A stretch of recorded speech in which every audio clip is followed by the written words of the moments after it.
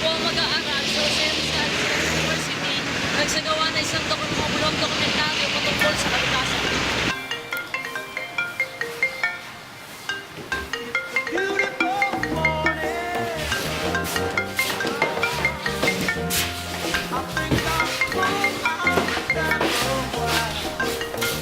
Kay sarap gumising sa umaga na nalalasap mo ang sariwang hangin.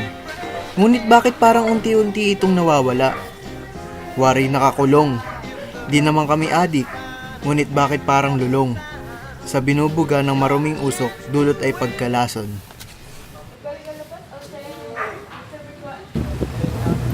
Nandito kami ngayon sa bayan ng Binangonan ng Rizal.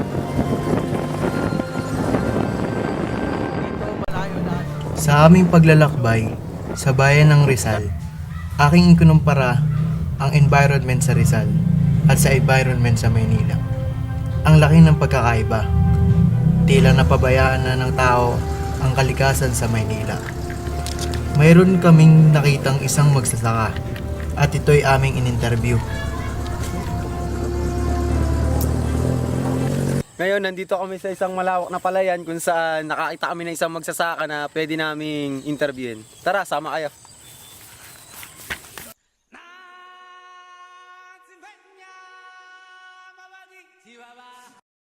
Isang umaga po, maaari po ba yung ma-interview? Pwede naman. Ako po si Lawrence Sarda. Si Kami po ay Agawad. mag-aaral mula sa Jose Rizal University. Ano pong pangalan niyo? Si Felix Sigaño, Agawad ng Barangay Makamot. Sige, maraming salamat po. Gusto lang po namin malaman kung kamusta naman po dito sa inyong mga lupang sinasaka. Ayos naman dahil sa ganitong tag-araw, pagka tag-araw, ang tinatanim namin ng mga mais. Pagka ganitong tag-ulan, siyempre palay naman. Ay, siyempre nakakaraos naman pagka yung dito lang kasi kami kumukuha ng mga kinabubuhay dito sa pagkatanim. Hindi po ba mahirap magganto? Mahirap din, kaya lang inakukuha natin sa tiyaga, sipag. May isa po akong katanungan. Paano nyo po ito napapalago? Ang ganito karami. Siyempre mamumunan tayo, nilalagyan natin ng abono, pinapatabaan natin, kaya maganda itong Gano'ng katagal po to bago umusbong? Siguro mga 3 buwan ito, bago tanim, 3 buwan na harvest na.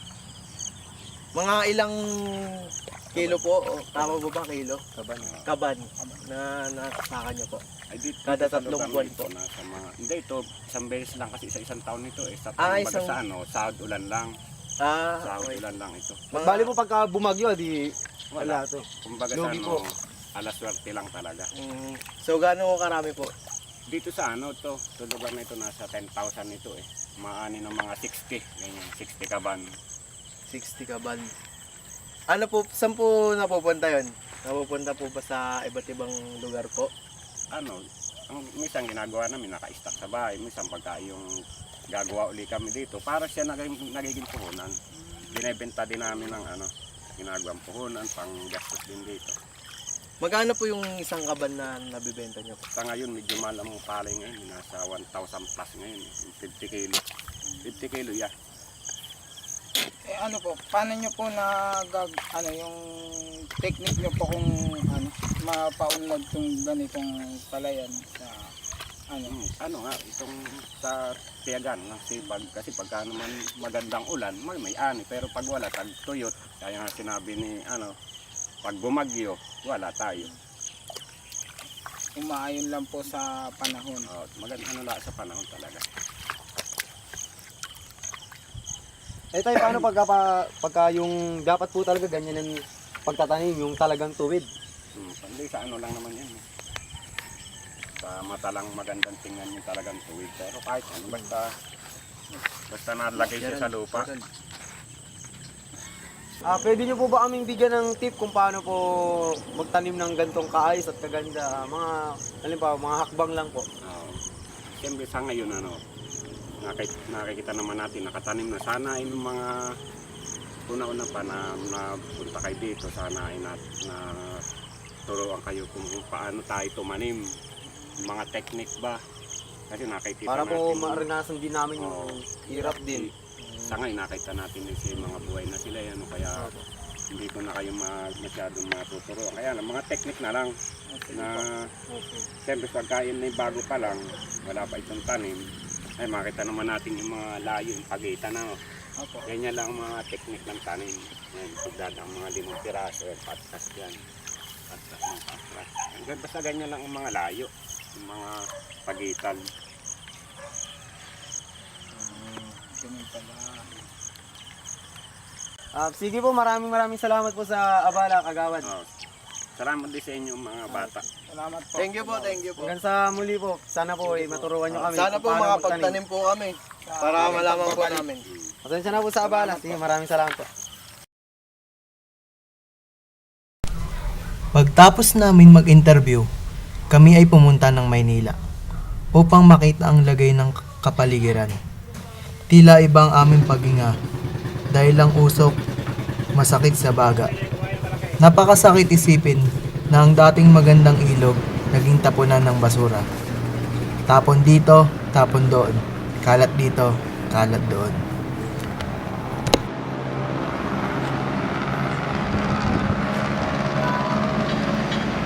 Kung mapapansin nyo, ang ating ilog Pasig ngayon ay halos marumi na. Dahil ba ito sa mga tao o gawa ng kalikasan? Para sa akin, ito'y gawa ng tao. Kung ating inalagaan ng ating ilog, siguro hindi mangyayari ito ngayon. Kung napapansin nyo rin, ang mapayapang ilog nito ay naging ganito dahil sa pabayaan ng tao.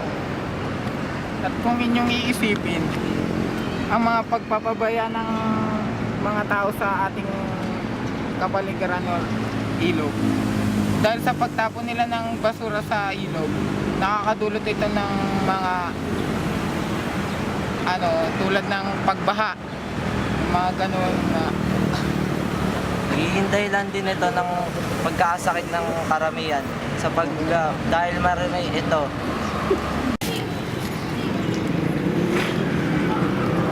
So, pakita mo rin.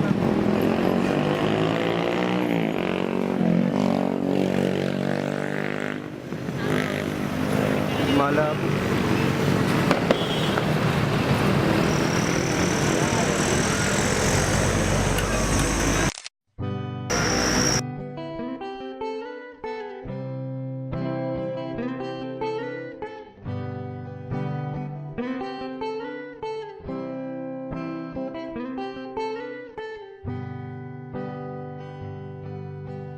Ilang araw na ba tayong nakapatong sa isang bubong, naghihintay sa pagdating ng pinangakong tulong. Ang ulan at hangin, malakas walang tigil, para bang ang inang kalikasan ang naniningil sa mga puso ng mga makasariling tao na sana'y magising at magbago.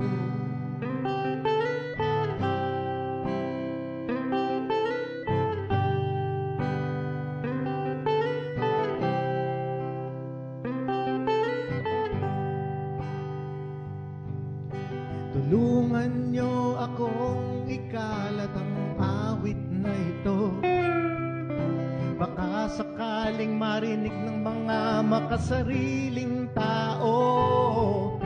Hindi habang panahon, kalikasan ay walang kibo. Darating ang oras, magbabayad tayo. Hindi lang ang lahat dito sa bayan ko, kasama na rin ang buong mundo.